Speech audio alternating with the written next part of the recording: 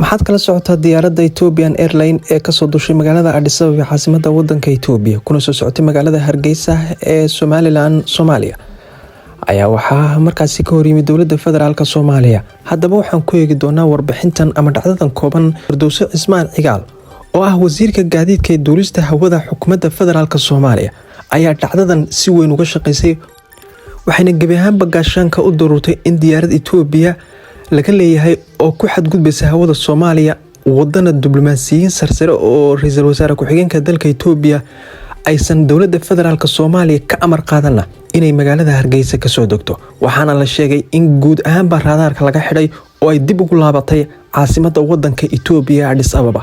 Haddaba wasiirad Firdowsi Cismaan Cigaal ayaa dhacdadan si weyn uga shaqeysay, waana wasiirka kaliya intay ku dhiiratay diyaaraddii ku celisay meeshii ay ka timi. Si weyn ayaa magaalada Hargeysa looga dareemayaa dhacdada, balse xukuumadda Muuse Biixi ayaa arrintan si weyn markaasi bustaha ugu dadayso oo waxay rabtaa inaysan dadku ogaan in dowladda federaalka Soomaaliya ay dhulkan iyadu maamusho.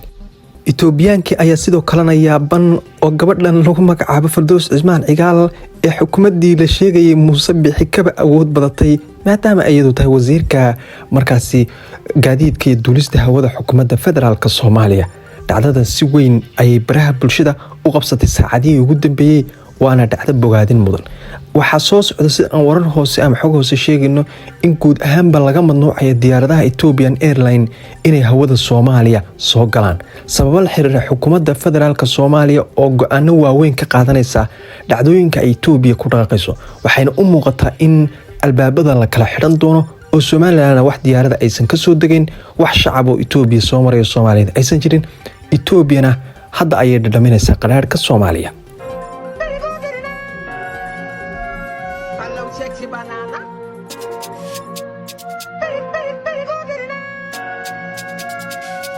haddaba daawada si aad ula socotid wararka iyo sidoo kale warbixinaadka halkan aan soo gelino, fadlan bogga Cabdulle Nadaara dib u follow garee, muuqaalkana sii share garee haddii aad tahay muwaadin Soomaaliyeed oo si weyn ugu farxay dhacdadan.